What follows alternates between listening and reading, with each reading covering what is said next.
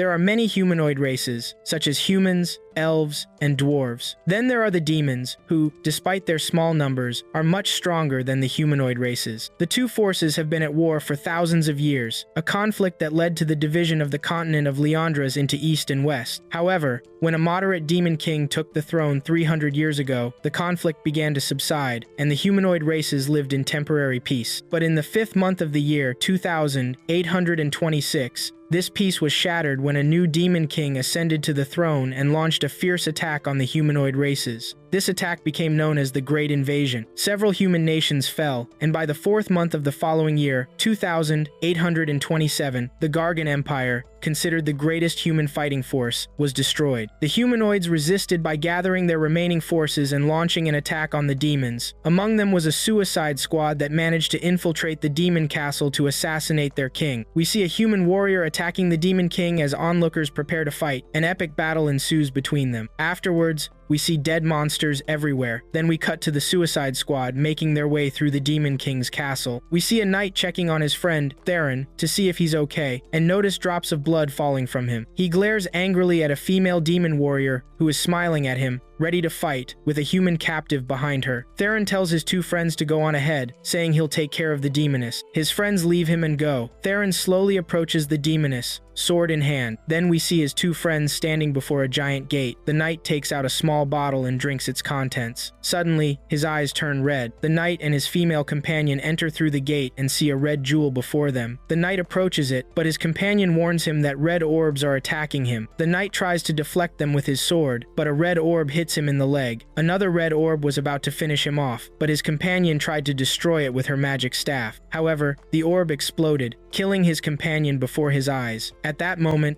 a winged being appears before him and unleashes a barrage of red orbs. The knight readies his sword to face this being. The knight charges the being, dodging the red orbs, and strikes it with his sword. But the being turns its hand into a sword, and they clash. The being then fires a volley of red orbs at the knight. He tries to dodge them but fails. The knight asks the being what this attack is. The being explains it is a high-level elimination spell that destroys everything. The knight decides to use the power of the magic gemstone in his sword to face the being and its spell. Indeed, the knight uses the gemstone's power and attacks the being, who tries to block the knight's attack. But the knight finally manages to pierce the being's body with his sword. The being's body disintegrates before the knight, who then collapses to the ground, dropping his sword and saying, "It's finally over." Silence falls over the place, and the knight feels he is the only survivor. He closes his eyes and remembers his family and friends whom he lost. He falls to the ground, but he hears a sound coming from the red jewel in front of him, which is glowing with a red light. The knight tries to get up to go to the jewel before its magical power gets out of control. The injured knight climbs up to it and reaches out his hand to grab it. He finally manages to grasp it, and as he does, a magic circle appears around him, and the knight starts to feel pain. Then we see a butterfly land on a flower. Suddenly, the butterfly disappears, and the scene changes to the knight waking up in a bed. He looks around and sees he's in a house. He wonders, "Is this my room?" He gets out of bed and goes to the window overlooking the city's buildings. He sees the beauty of the city, but quickly remembers the scene of the fires that were in the city, and his eyes tear up.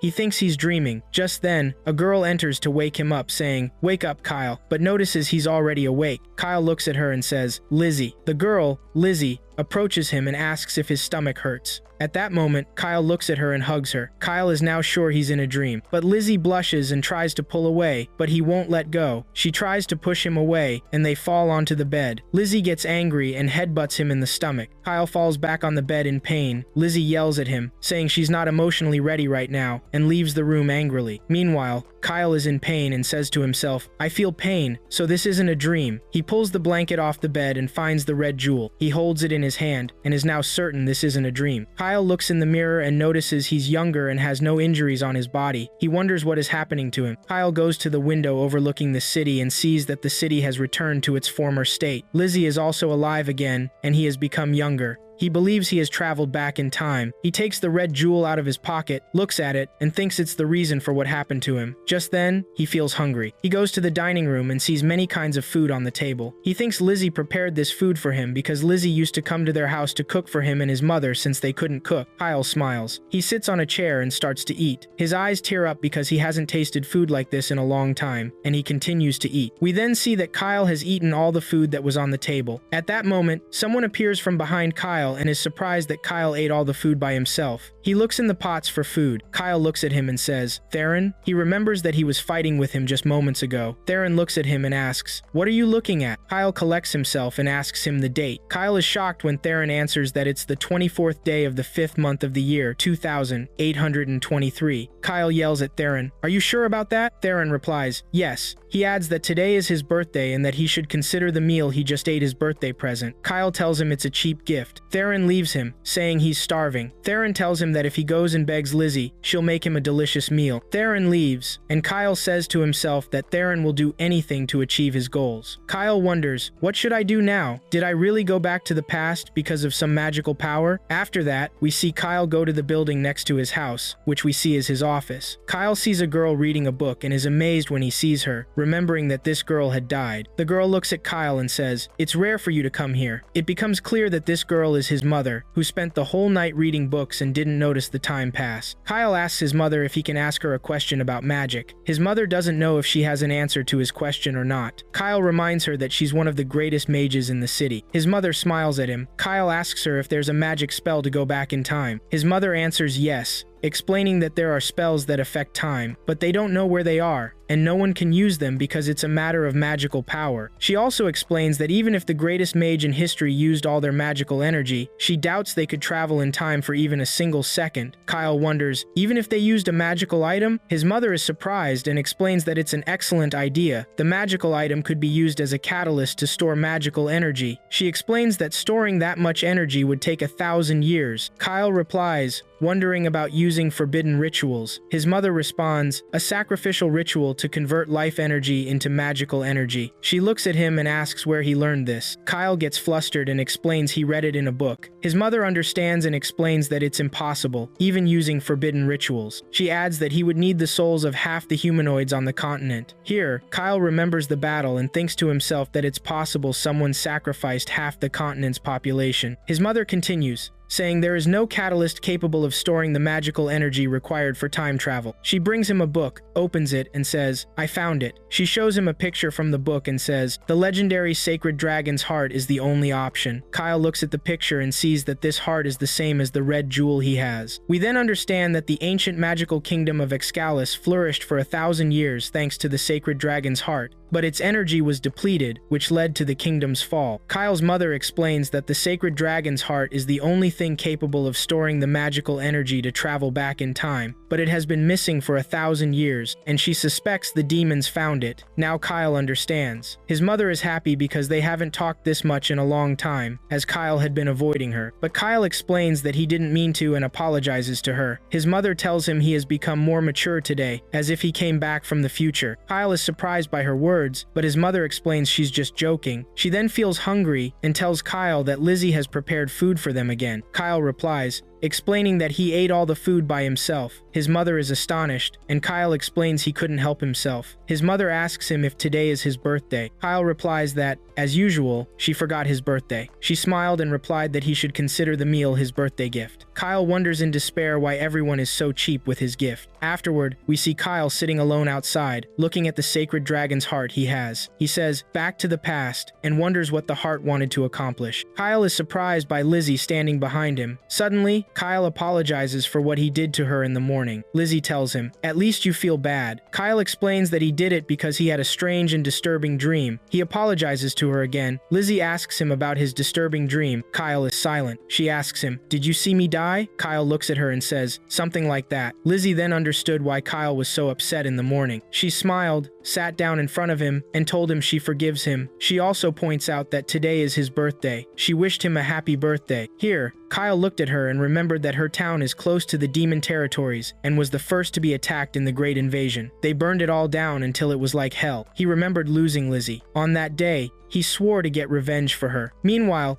Lizzie was calling his name, and Kyle snapped out of his daze. Lizzie asked him what was wrong, explaining that he's scaring her. Kyle replied and reassured her. Lizzie sat down next to him. Here, Kyle says to himself that in 3 years, this peace will end, and that he is the only one who knows it. If he does nothing, he will watch his town burn again and lose the ones he loves. He yells out loud, saying he will change his fate. He stands up and repeats that he will change his fate and the fate of this world, and he swears he will do it no matter the cost. past. Lizzie looks at him in amazement. In the end, we see Kyle writing down the events he remembers that will happen in the future in a notebook. He wonders what he should do. The demons will launch an attack in 3 years, and if he asks people to prepare, they won't believe him. He decides he will kill the Demon King himself, but he backs down from this decision because he knows he can't do it alone with his current strength. He gets up from his seat, goes to his sword, and picks it up. We see Kyle training with a sword, remembering the demonic creature he defeated in the future. The creature throws red orbs at Kyle, which he dodges with his sword, but a large red orb hits him in the face. Kyle explains that there are 3 years left until the Great Invasion, and that he hasn't seriously trained in sword fighting and magic before. He casts magic spells and notices that his magical power has increased. He attacks the creature, but a magical red orb hits him and knocks him to the ground. Kyle realizes that he possesses great magical power, but his body cannot keep up with it. He would die if he went on a suicidal charge. There's no point in dying if he's trying to become stronger and live a long,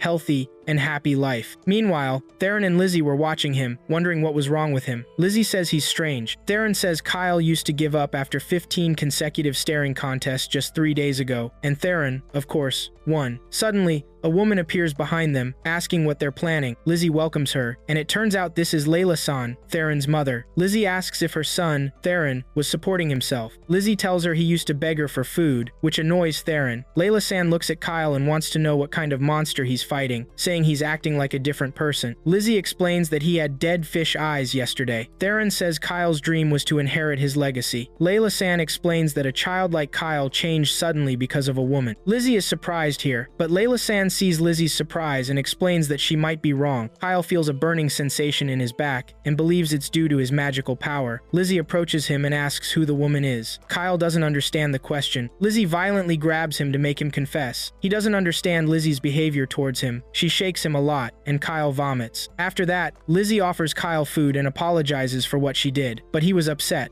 Theron, who was sitting next to Kyle, was happy with the food. Kyle looks at Layla-san and expresses his happiness at her return, as well as his mother's. Kyle asks for permission to ask everyone a question. Layla-san is surprised by his manner. Kyle asks them who has complete influence to control and persuade several countries. Theron is surprised by his question. Layla-san considers his question. His mother answers that the highest-ranking priest in the motherland, Karis, has influence, and Layla-san says Randolph the hero, who defeated the Demon King 300 years ago. Theron explains that elves, dwarves, and humans would listen to him. Kyle understands here that kings, heroes, and priests are the ones people listen to. Therefore, he must become a hero within 2 years. He stands up. Layla-san looks at him and confirms that something has happened to him. Lizzie doesn't see a problem. Kyle is now thinking about the future, and they should keep an eye on him. Theron agrees to this. Kyle asks himself why his back is burning now. At night, Kyle is in bed, surrounded by books. He knows he has the advantage of knowing the future. Theron enters and is surprised. Kyle tells him he hasn't felt grateful that his mother is obsessed with books. Theron sits next to him and asks if he's sure he wants to become a hero. Kyle answers yes. Theron explains that this is not an easy thing to do. Kyle understands this and asks Theron if he has an idea for him. Theron asks him what about defeating the Demon King. Kyle answers him that if he could do that, he wouldn't be stuck. Theron agrees with him. Kyle asks him what a hero needs. Theron answers, power. Kyle replies that power alone is useless. He adds that he thinks he needs money. Theron explains that this is strangely blunt. Kyle says that a hero doesn't accept rewards for saving others, but traveling and adventuring require money. Theron understands that doing so requires funding. Kyle continues by saying that a hero needs connections with famous and influential people, as that increases your fame. Theron starts to worry. Kyle continues that with money and connections, you can do most things, but this is not enough. Theron asks him what else he needs. Kyle replies that a hero needs luck, but not just any luck. They must be in the right place at the right time when disasters occur, so they can intervene and become a hero. Theron looks at him and says, "You mean?" Kyle interrupts him, saying he doesn't mean to create disasters to solve them himself, but he is willing to use all available means, even if they are deceptive. Theron says this is not the saying of a future hero. He asks Kyle why he wants to become a hero. Kyle replies by asking him if he's curious. Theron looks at him and explains that he doesn't feel that Kyle's true goal is to become a hero, but that he wants wants to achieve something. Kyle smiles and replies that he has his reasons and Theron must trust him. Theron stands up and wishes him good luck. He leaves the room. Kyle tells himself that Theron will help him. Kyle opens his notebook and says he will use this for funding. He wants to meet her again as soon as possible. As for fame, if he can do something about the Arkan incident, he adds that time will be short then. The next morning, we hear Layla-san telling Kyle he will go on a trip. She asked him if he told Soraya. Kyle answers yes and that she cried a lot. Layla-san replies that she is overprotective of him. She adds that it's good to explore the world and asked him to take Theron with him. Theron is surprised. Kyle explains that he was going to do that and that he's happy now because he got her permission. Layla-san explained that Theron is a strong shield. Kyle promised her that he wouldn't waste his abilities. Theron here gets angry because he feels he has no say in the matter. Later, we hear Lizzie asking Kyle if he's going on a trip. Kyle answers yes,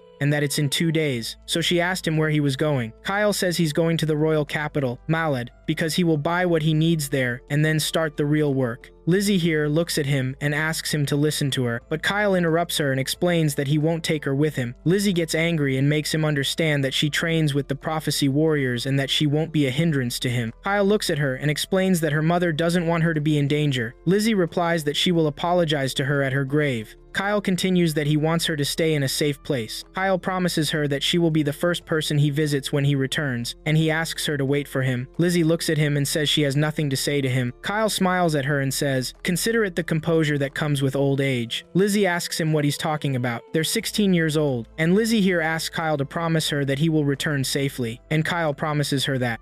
After that, we see Kyle apologizing to Lizzie for asking her to accompany him to the market, but Lizzie doesn't mind, and Lizzie suddenly sees a creature from the elf and says she is beautiful. Kyle is surprised and leaves Lizzie and goes to the elf creature, and suddenly we see that Kyle remembers her from his future when they were sitting together and she asks him to call her by her real name, which is... Kyle speaks here and says Axis. The creature is shocked and angry and asks him what he said. Kyle is surprised because this is supposed to be their first meeting, and it's a secret name that should not be disclosed. And Axis asks him who he is, and she grabs her swords, but Kyle follows her and asks her to wait. Axis asks him to let go of her hands. Kyle realizes this will cause a commotion, but he has no choice, and suddenly we hear Kyle ordering Axis to sleep, and indeed she falls asleep. Kyle explains that Axis had said before that she had visited Ramarzi, but he did not expect to meet her, and suddenly he remembers Lizzie standing behind him, fuming with anger, who tells Kyle that she knows the creature is beautiful, but did not expect him to approach her so quickly. Kyle looks at her nervously and promises to explain to her that he was feeling lonely without her, but Lizzie interrupts him and says, "What are you talking about? I'm here," and gets angry and insists that she will definitely go with him on his trip. At home, we see everyone at the table, and Kyle says he is happy to meet her,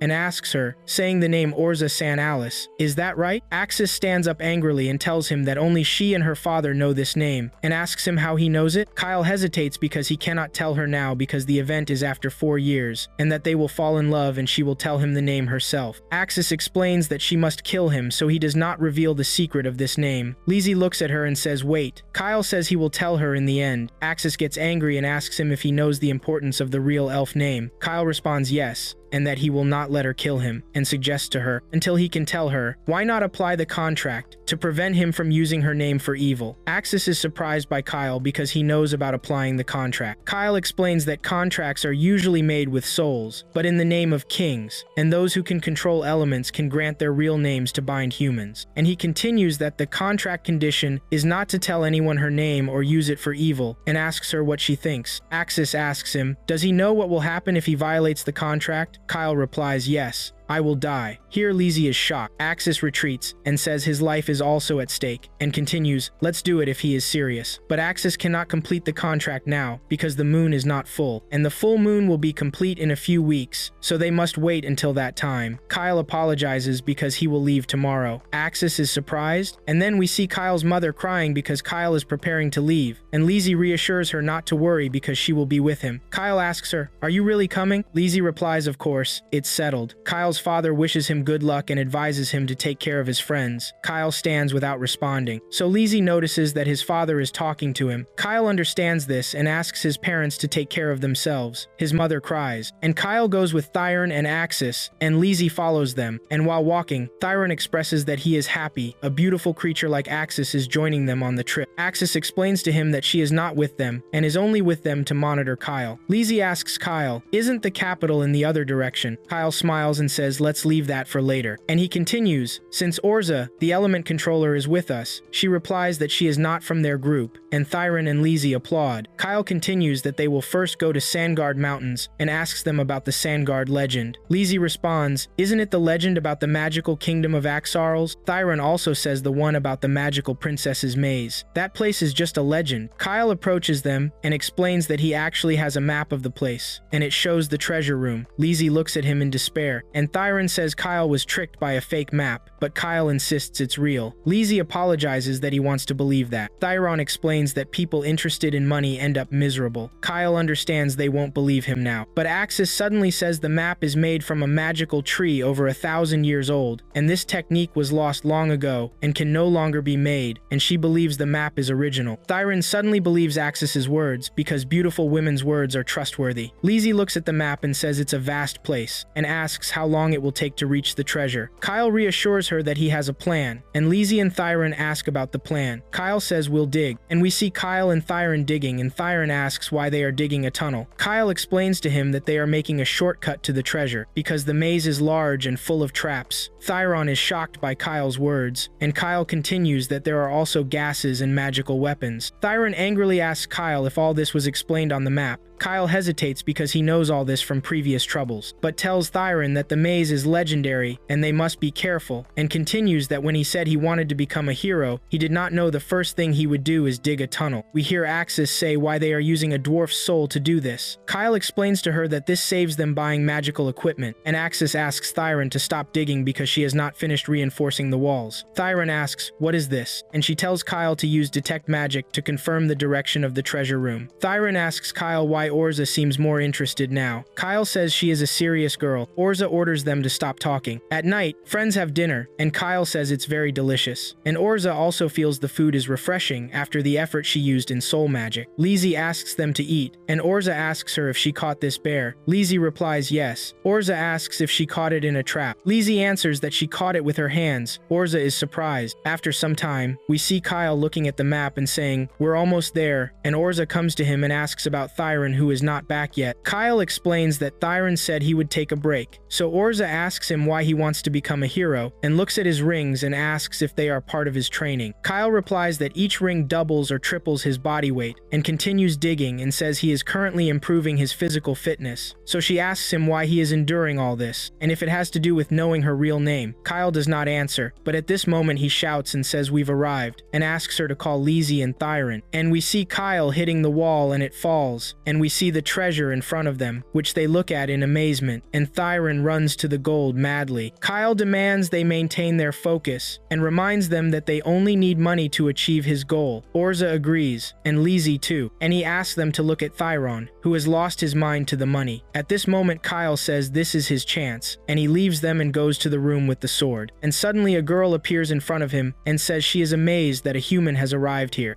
The girl explains to Kyle that he has overcome many obstacles to stand before her. As she continues her talk, Kyle cuts her off, letting her know that his friends will hear her. The girl gets angry and asks him if he dares to do that. Kyle interrupts her again and asks her to be quiet, explaining that he knows who she is, a perfect replica of the sorceress queen Seldonia, who ruled the ancient magic kingdom. The girl is shocked and asks how he knows her. Kyle responds that he will explain later, adding that he has overcome her traps and riddles to get here, and that he has carved a shortcut. Seldonia retorts how dare he do that in her tomb. Kyle moves and asks her to start the final test, stating that he will take the sword. Seldonia is also surprised and asks who he is. Kyle answers that she will find out soon, flashing a smile. The girl turns into green light and enters the sword, which Kyle then pulls out, remembering his friends and what happened to him earlier. Seldonia appears before him again and asks if this is real. Kyle understands that she has read his thoughts and explains that he possesses the Holy Dragon Heart. Seldonia is astonished because she knows that time-traveling magic exists.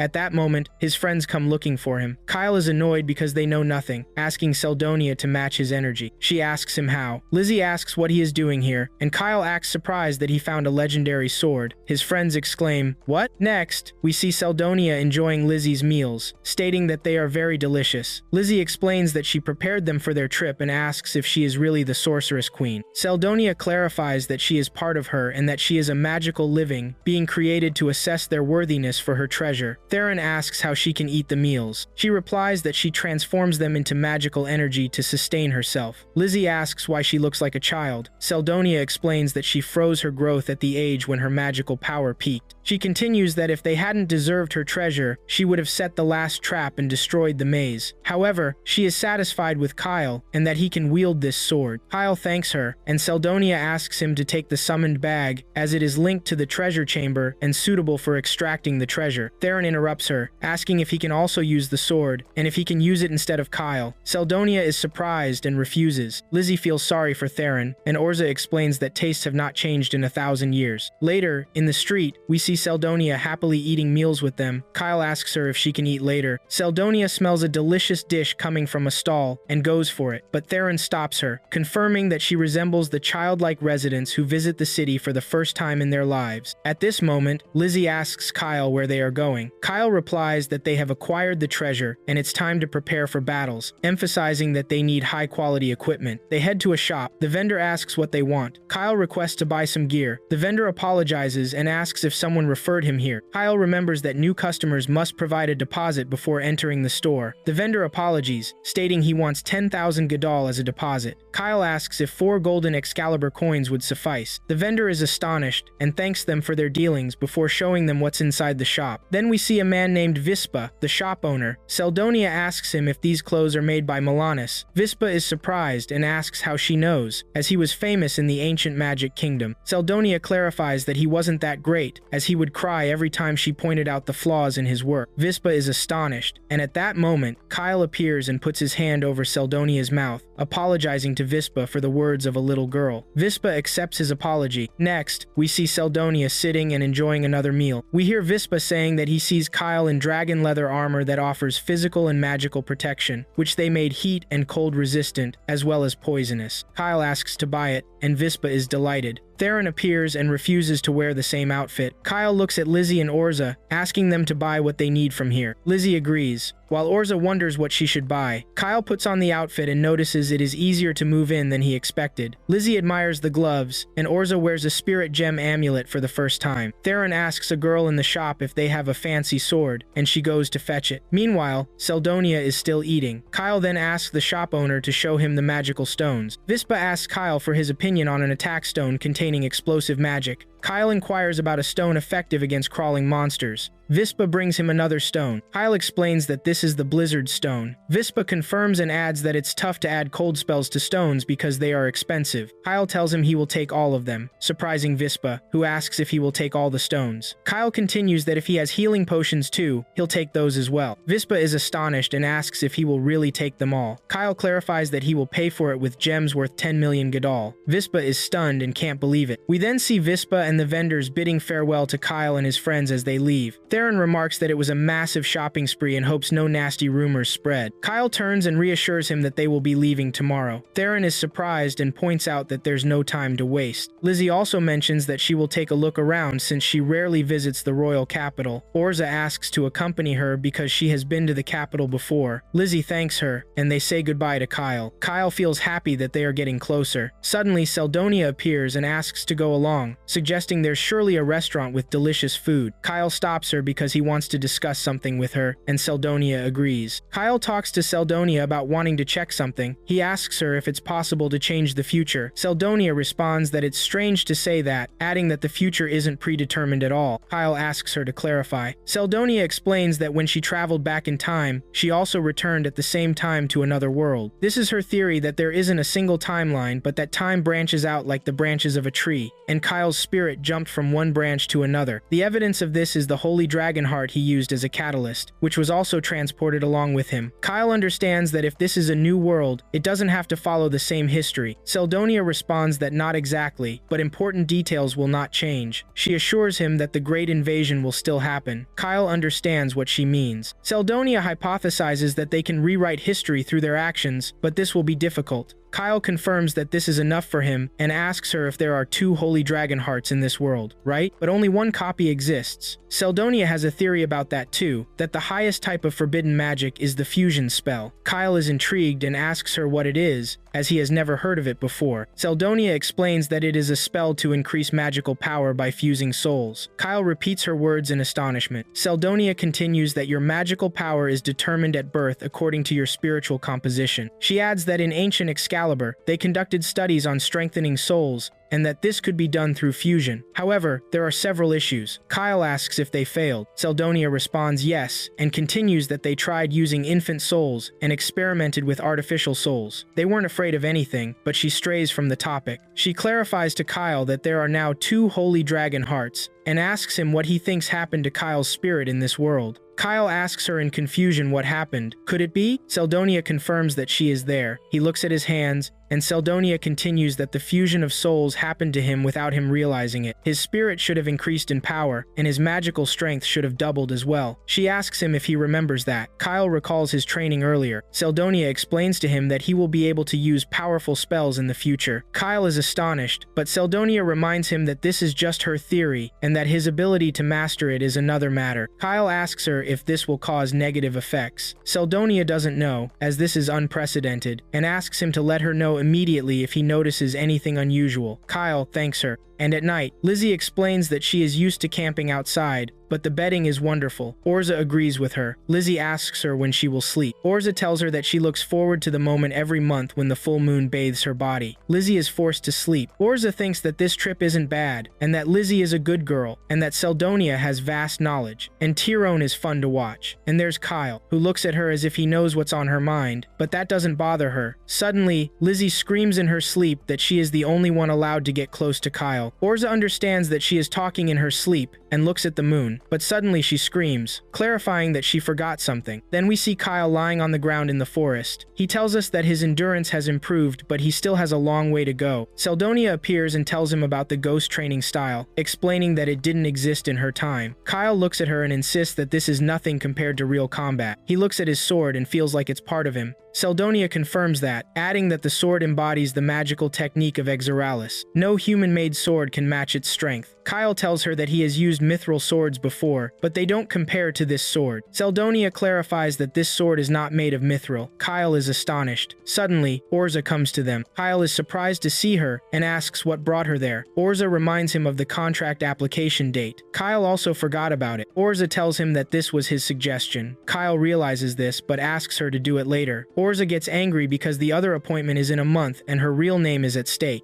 Kyle feels compelled to agree as she insists. We see Orza say that usually we reveal our real names to each other and vow to stay together for life, and a wedding ceremony is held. Her heart trembled when she first heard this, and she never imagined doing this with someone she has only known for half a month. She calls out to Kyle, telling him to stand here, but Kyle has fallen asleep. Orza calls to him. Kyle wakes up and apologizes to her. He stands in front of her. She tells him that she will apply the contract. We see Orza performing some magical actions. Kyle thinks to himself that from now on, things will be as they were before. Orza enacts the contract and orders Kyle not to reveal her real name to anyone or use it for evil. She commands him to swear to that, and Kyle swears. Suddenly, a strong light shoots up into the sky. Kyle leans closer to her, but Orza pushes him away. Here, Kyle apologizes to her, but suddenly we see Orza explaining that since she is in the magic circle, she is sealing a contract with the spirit of the fire salamander. Kyle is surprised. Orza looks at him and says that his first order is to burn the person in front of him. We hear Kyle scream and the sound of an explosion. In the morning, Kyle, Orza, and Tyrone look tired. Lizzie asks them what's wrong. Kyle tells her that a simple accident happened last night. Orza orders him to be quiet and not talk about it. Lizzie asks Kyle about the smell of smoke coming from him. He replies that some understanding happened last night. He looks at Orza and explains that the contract was applied. He asks her why she is continuing her journey with them. Orza responds that she wants to know how and why he knows her real name, and that she will not allow Kyle to be out of her sight. Tyrone informs them that he is tired because Lizzie interrupts him, saying he must have been flirting with women. Tyrone gets angry. angry, so Lizzie asks them to let it go, and asks why they are heading to Arkan. Kyle hesitantly replies that Seldonia has a prophecy, and Seldonia is surprised. Kyle continues that according to his readings, Arkan should be their next destination. Seldonia agrees with him. Lizzie is puzzled by her response, and Kyle assures her that she is just imagining things. They arrive at Arkan, and Lizzie is amazed by the crowd. Tyrone explains to them that Princess Melina is coming to offer condolences, and he always hoped to see her. Lizzie states that they are lucky. Orza too is seeing the princess for the first time. Then the princess appears before the crowd. Orza states that the princess is the future queen, and they confirm that she is indeed beautiful. We see children gathering around her. Suddenly a little girl falls, and we see the princess rushing to her to check on her. People in the crowd applaud, and some from the public mention that the princess is taking time for this visit. At that moment, Kyle sees the princess's guard, who is Zentos, looking towards Kyle before walking away. Seldonia asks Kyle if he is sure this is the princess. Kyle replies yes, and that she is 16 years old and is destined to die in 2 days. Later, Kyle sits with Seldonia and tells her that in 2 days the princess will die on her way from Arkan to Sanis village, and that a hydra will attack the caravan. He explains that the forest neighboring Arkan is teeming with monsters, and that the village of Sanis was attacked a month ago by a hydra, and the princess came after hearing about this attack,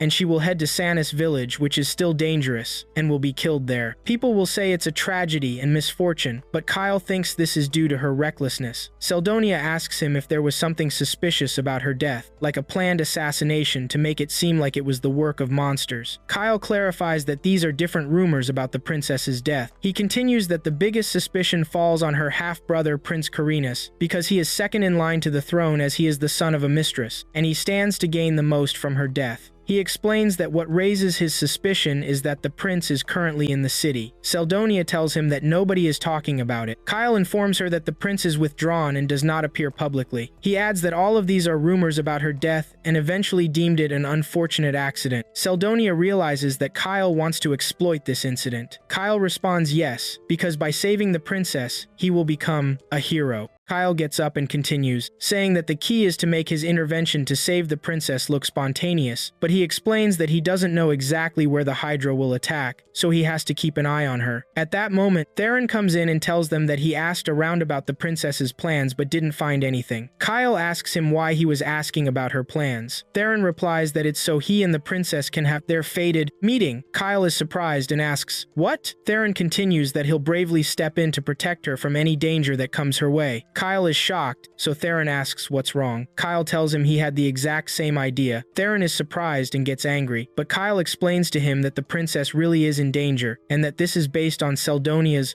vision of the future. Seldonia agrees with him. Theron thinks this is his chance, and that he must catch up to the princess. Kyle advises him not to rush. After that, we see the princess's procession leaving the palace, and we see Kyle and his friends watching the procession. Lizzie asks, "Is the princess really in danger?" Theron tries to explain that it's a vision, but Seldonia cuts him off and tells them it's her own vision of the future. Orza asks how they'll follow the procession since they can't get too close. Seldonia explains that she'll help them with her special powers, and suddenly, she turns into a falcon. Everyone is amazed, but Seldonia explains to them that her true form is the gemstone inside Kyle's sword, and that this body of hers is only a symbolic image made of magical energy, and can be changed easily. Then, she flies into the air and observes the princess's procession from a distance, without anyone noticing her, and what Seldonia sees, Kyle and his friends can watch through the sword. They see the city guards protecting the princess. Kyle points out that the city guards are well trained, but you can't rely on them. At this moment, Orza says that this is amazing, and if they use this power properly, it could be even more useful than a good weapon. Lizzie agrees. Theron shouts because he's jealous that Kyle can peek whenever he wants. Lizzie and Orza are surprised by what he said. Just then, they hear Seldonia tell them that something strange is happening. Kyle quickly asks if it's the monsters. Seldonia explains that the drivers of the princess's carriage are attacking the guards. Theron says this is crazy. Kyle runs and orders them all to head over there. We see that the carriage drivers have taken down the guards, and one of them throws magic dust. Kyle and his friends approach, and Kyle chants a magical incantation and pounces on the carriage drivers, taking them out. Then he ties them up with ropes. Theron goes to check on the princess and tells them that she's unconscious. Kyle explains that the attackers must have some allies who could show up at any moment, and asks Theron to stay with the princess. Suddenly, a dog appears and attacks Kyle, but he finishes it off with his sword, and we see another group of hellhounds standing in front of them. They start attacking, and we see Orza and Lizzie taking them down. One One of the dogs gets close and devours one of the carriage drivers. Lizzie points out there are too many of them. Kyle asks Theron, "Can you drive the carriage?" Theron goes, but tells Kyle he can't because the reins have been cut. Suddenly, they hear the footsteps of a giant beast approaching. Kyle was expecting this, and Seldonia tells him it's near. Kyle tells Theron that the princess's safety is their top priority, and asks Theron to stay with her. Then he tells Lizzie and Orza to go to Theron. Orza asks him if he's going to fight it alone. Kyle explains that he won't do anything reckless and that he has a chance to take it down. Orza looks at him and asks him not to die. Kyle runs toward the monster. Orza and Lizzie fight the hellhounds, and Orza summons Salamander, who appears and sets fire to the hellhounds. On the other side, we see Kyle running, looking for the monster, and we hear Seldonia ask if he can really defeat the Hydra. Kyle says that the number of heads the Hydra has shows how strong it is, and that he'd beaten a Hydra with 3 heads before. Suddenly, the Hydra appears before him. Kyle is shocked because this Hydra has way more than 3 heads, and the monster roars. Seldonia asks, "Kyle, should we run?" But Kyle explains that it's too late for that, and he has to fight. The Hydra moves to attack Kyle. Kyle points out that the Hydra's movements are predictable, but its scales are resistant to sword attacks, but even more dangerous is its poisonous breath. The Hydra breathes poison at Kyle. The area fills with the smoke of its breath, but Kyle is okay thanks to his dragon skin armor, which neutralizes the poison. Kyle takes out a magic stone and throws it at the Hydra, causing an explosion that freezes it. Then Kyle throws another stone, which explodes on the Hydra. The Hydra breathes more poison at Kyle, but Kyle dodges it again. With the dragonhide shield, Kyle attacks Hydra and manages to cut off one of its heads. We hear Seldonia telling him that he's fighting better than she expected. Kyle replies that he came prepared, but the monster's regeneration ability is very fast. On the other side, Theron, Lizzie, and Ozra are still fighting the hellhounds. Ozra says she's worried about Kyle. She wonders if Kyle can really fight Hydra alone. Lizzie tells her she's worried too, but they have to deal with these hounds first. And we see Theron finishing off one of the dogs. Then, we see Kyle throw a magic stone at Hydra and freezes it. But quickly, Hydra breaks free from the freeze, and Kyle realizes he only has 1 magic stone left. Hydra attacks him, but Kyle dodges and cuts off another head, but it regrows. Kyle explains that this monster's regeneration is even faster than the 3-headed Hydra. Kyle says he's got to target the source. Kyle takes out his last magic stone, uses it, and rushes straight at Hydra. We see Kyle stab his sword into Hydra's body. The monster roars in pain. Then Kyle uses his magic rings to strike from inside and puts his hands in, but the monster flings him away. But he gets up and sees Hydra standing in front of him. But then we see a green light coming from inside Hydra's body, and suddenly it explodes and is torn to pieces. Kyle is happy he managed to defeat it. Here we hear Seldonia explaining that Kyle put explosive stones inside the wound. Kyle says that just throwing the stones at Hydra wouldn't have done any damage. Seldonia tells him this attack was powerful. Kyle says this kind of move depends on speed and strength, but it's dangerous for him, so he can't use it a lot in combat. Meanwhile, we see the friends have finished off the hellhounds. Ozra tells Lizzie she's worried about Kyle, so they need to go to him, but they're surprised when Kyle just returns to them. Ozra asks him if he managed to beat Hydra on his own. Kyle replies, yes, but that he had some trouble. But Ozra tells him he smells bad, and when Lizzie gets close, she agrees with Ozra that Kyle reeks. They tell him he smells like Hydra and run away from him, saying he should get rid of the smell. Kyle stands there, frustrated with them. Then we see Kyle pouring water on himself, and we hear Seldonia ask if he was expecting more praise, but Kyle asks her to be quiet. After, Kyle goes to Theron and asks about the princess. Theron tells him the princess hasn't woken up yet, and it seems she and her maid were drugged. Kyle climbs into the carriage and sees Ozra and Lizzie sitting next to the princess. He tells them they need to give her an antidote so she'll wake up. Ozra agrees, and says buying the antidote was a good idea and useful. She takes out the antidote and gives it to the princess. At that moment,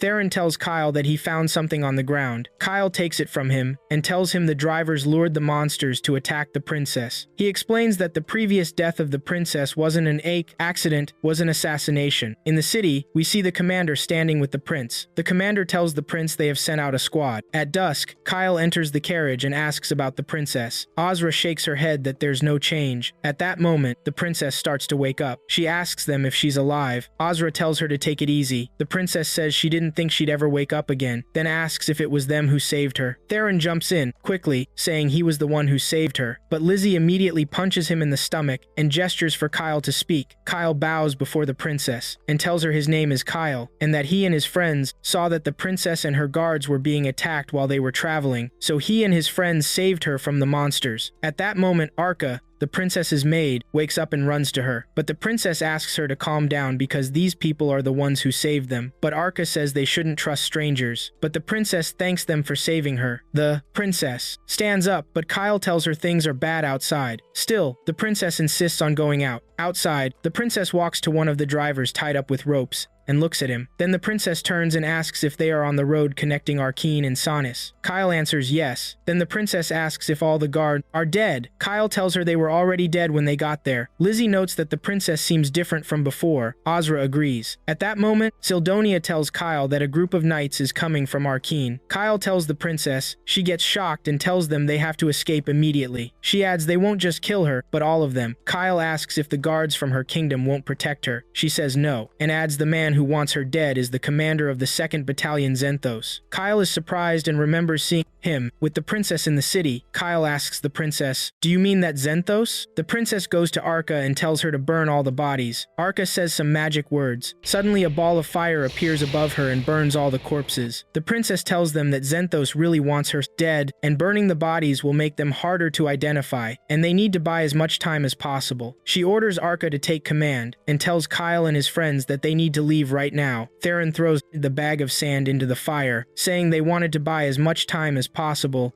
and the monsters will help hold up the pursuers. They all get into the carriage and leave the place. We see Princess Melina thanking Kyle and his friends. Kyle wonders if Commander Zenthos really planned this attack. The princess answers yes, along with her older brother, Carinus, the mastermind behind the attack. Theron is surprised that her brother planned this. Orza understands that it's a family conflict. Kyle asks the princess again if she's sure. The princess says yes, because she heard them planning it last night. We see a flashback of the princess falling to the ground, dropping a cup from her hand. Before she faints, she overhears Commander Zenthos and her brother, Prince Carinus, planning the attack. Zenthos adds that they will tell everyone she insisted on going to Sanis village despite the danger. Prince Carinus confirms that the beloved princess will have a tragic accident and die a horrible death. At that moment, the princess faints. Back in the present, the princess confirms that she knows her brother has always had such ambitions, but she thought he didn't have the guts to act. Her handmaiden interrupts, telling her she's revealing too much, but the princess tells her, "It's all right, Ninos." Theron suddenly stands up, saying he recognizes the handmaiden as the girl who was carrying flowers in Arkan. The girl gets flustered, but the princess asks him, "You noticed?" She continues, saying she was the one who asked her to change her appearance. Theron explains that she caught his eye because she looked like she would be a beauty in the future. Orza is annoyed. Kyle asks the princess, "Why did you ask her to do that?" The princess explains that she wanted to win the people's support. Theron whispers to Orza that the princess just admitted it. Orza remarks that human politics are complicated. The princess asserts that she never suspected Zenthos. She continues that her brother is unfit to rule, but Zenthos' support makes his position strong because Zenthos is a brilliant and very popular commander. She explains that she was always wary of her brother and made sure to take Kilrin and the 5th Legion with her whenever she went out. Kyle is surprised, having heard that the 5th Legion is composed entirely of women. The princess confirms this is true, and because of their great elegance, they were summoned for the celebrations in the royal capital. That's why Zenthos accompanied her this time. She adds that she should have been suspicious of her brother accompanying her. Kyle thinks to himself that he can't believe Zenthos was involved in the assassination, but he's sure the princess is telling the truth. He states that Zenthos is now an enemy. He tells the princess that since the assassination attempt failed, they will surely plan another attack. The princess confirms that Zenthos must have a backup plan. Kyle believes Zenthos will claim that he and his friends were the ones who attacked the princess. Lizzie is shocked and asks why he would frame them. Kyle explains that Zenthos will paint them as heinous murderers who killed the princess's guards. Theron asks him, "So what now?" Kyle tells him the princess told them everything so they wouldn't be able to run away, then asks her if that's true. The princess explains that they are all involved with her and must do everything they can to survive. She promises them a great reward if they return to the royal capital. Kyle agrees but tells her they don't need money, they only want honor. The princess is surprised by the unusual request. The princess explains that it's in their best interest to buy time for help to arrive, and that Kilrin's 5th Legion is expected to reach Arkan tomorrow morning. They will look for the princess when they find out she isn't there. Kyle wonders if they will encounter the 2nd Legion on their way. The princess explains that with the 5th Legion present, their forces will be equal. It becomes clear to Kyle that the 2nd Legion is in a difficult position. Theron suggests hiding in Sanis village, village. Kyle objects, saying it's better not to, because they would destroy the village to cover up the matter. Lizzie worries that the Second Legion might actually do that. Orza explains to Lizzie that they killed royal guards. Kyle adds that they wouldn't hesitate to kill 100 villagers. He suggests they should go back, explaining that there are tens of thousands of people in Arkan. They can't kill everyone there. He adds that they will meet the 5th Legion on their way. The princess interrupts him,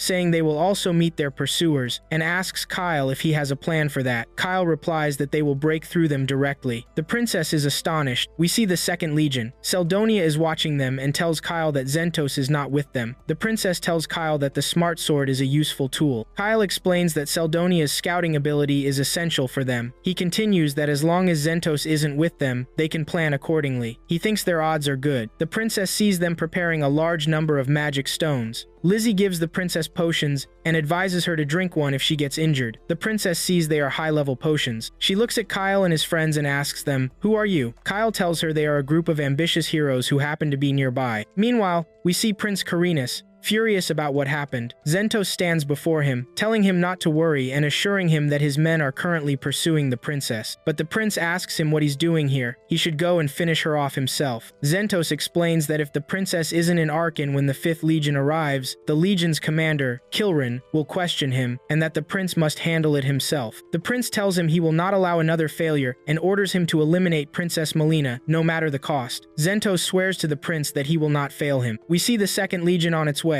The Legion commander orders them to halt. A soldier comes and informs the commander that the princess's carriage will pass by here soon. The commander orders them to get ready and tells them to aim for their legs to immobilize them. At that moment, they see the princess's carriage approaching. Before the commander can order the soldiers to fire their arrows, he sees magic stones falling in front of them. Suddenly, the stones explode. We see that Seldonia was the one who threw the stones at them. The commander orders them to hold their formation. Suddenly, Kyle appears before him, driving the carriage and passing through them. Orza casts a magic spell on them, and we see the explosions increase. Theron seems excited and wishes for the Legion soldiers to die. Lizzie and the princess were inside the carriage. The princess thinks it's amazing. Kyle passes through the middle of the Legion. The commander announces that they will continue the pursuit with whichever soldiers can still move. Theron takes one of the potions and tells Kyle they can do many things when money isn't an issue. Kyle states that the plan was terrible, but he's glad it worked. He reassures the princess that they are safe for now. Suddenly, they feel something wrong with the carriage. It becomes clear that one of the wheels is damaged. Orza suggests they should abandon the carriage. Lizzie tells the princess and the two ladies to follow her. Kyle asks Orza if she can use Windwalker. Orza replies yes, but she's not sure if they've gotten rid of the soldiers. Kyle asks Seldonia to tell him about the soldiers. She confirms that 30 soldiers are chasing them. Kyle remarks that it's a small number, but they will have a squad waiting at the city entrance. He suggests that one of them must stay behind to delay them. Orza is shocked and tells Kyle that they are 30 royal guards, but Kyle tells her that the priority is protecting the princess. Orza gets angry, but Kyle tells her that Theron can delay them on his own. Theron wasn't paying attention to what Kyle said. Kyle tells him he will stay behind to delay the royal guards. Theron is astonished. At that moment, Lizzie tells Kyle they are ready to go. Kyle asks Orza to use Windwalker. Orza casts the Windwalker spell. Theron calls out to Kyle, telling him to wait and asking how he can delay the royal guards by himself. Kyle tells him it will be difficult and wishes him good luck. Lizzie also wishes him luck. Theron calls out to them, asking them to wait, but they have already left. Theron is in shock. We see the guards approaching. We notice Theron raising a white flag of surrender. He tells them he doesn't want to fight. Suddenly, the guards surround him. Theron begs for their mercy, telling them this is all Kyle's fault for leaving him behind and running away. He asks them to let him go and offers them a lot of money that he found in the Sangard Mountains labyrinth, saying he can lead them to it. At that moment, two guards inform the commander that the princess is not in the carriage. The commander understands that they used the horses to escape and orders his men to go after them. Theron asks the commander, "What about me?" The commander orders the guards to get rid of him. We see Theron begging him not to kill him, saying he'll do anything. The commander raises his sword and tells Theron he's in their way. Meanwhile, Orza asks Kyle if he's sure about leaving Theron behind, worrying they will kill him. Kyle tells her he didn't wish for anyone to die. Orza asks him if he's serious. At that moment, Lizzie tells Orza she forgot to tell her something. Orza asks what it is. We hear Lizzie telling her that Theron is much stronger than her and Kyle. We see Theron kill the commander with his sword. Theron states that killing the commander first was the right choice. We see Theron standing amidst the guards, with the commander's body in front of him. Theron takes off his rings and throws them in front of the guards,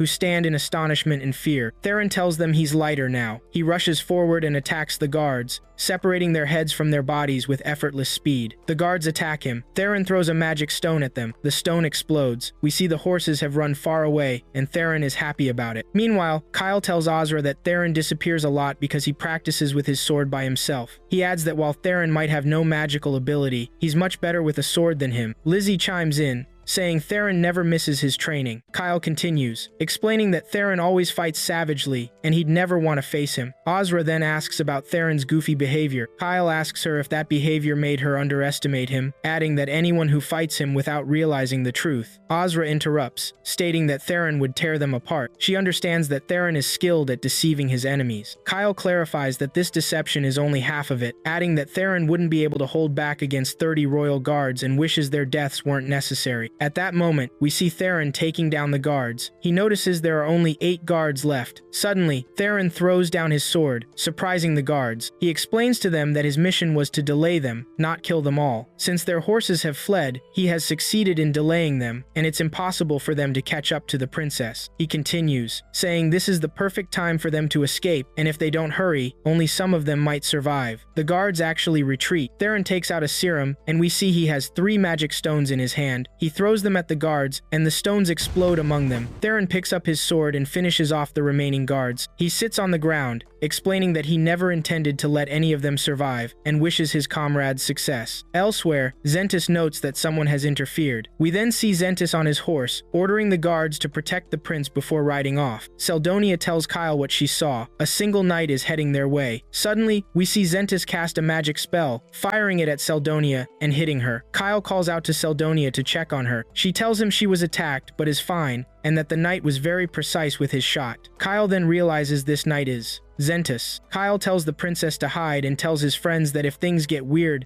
they should go to Theron. The princess asks Kyle if Zentis is coming. Kyle answers yes. The princess tells him that Zentis is a strong knight and asks if he can defeat him alone. Kyle tells her he's been avoiding a fight with him, but he has no choice now. The princess approaches him and asks why he spoke to her as if he knew her. She asks if he really saved her by chance. Kyle gets flustered and remains silent. The princess states that this isn't the right time for this, but tells him her fate is in his hands and wishes him luck. Kyle promises her that he will win. After that, Zentis arrives and sees Kyle in front of him. Zentis understands that Kyle is the one who saved the princess. Kyle confirms this and asks why he came alone. Zentis explains that he doesn't want to lose anyone else who has nothing to do with this, because he can solve all of it just by killing him. Kyle understands what Zentis means and asks him to surrender because he doesn't want to kill him. Zentis is surprised by Kyle's request, and Kyle continues, saying he will ask the princess to forgive him. Zentis gets angry and tells him to stop this nonsense. Kyle interrupts him and asks why he helped with the princess's assassination attempt, stating that he surely didn't do it for money or status. Zentis replies that he doesn't have to answer someone who is about to die. Zentis draws his sword and tells Kyle he will defeat him quickly so he can chase after the princess. It now crosses Kyle's mind that he has no choice but to fight. They cast magic spells and charge at each other. Zentis tries to strike Kyle, but Kyle dodges his attacks. He wounds Zentis and explains that his illusion magic is a trick that no one can avoid seeing for the first time. Kyle states that he knows how Zentis fights, and we understand that Zentis is the one who taught Kyle how to fight with a sword.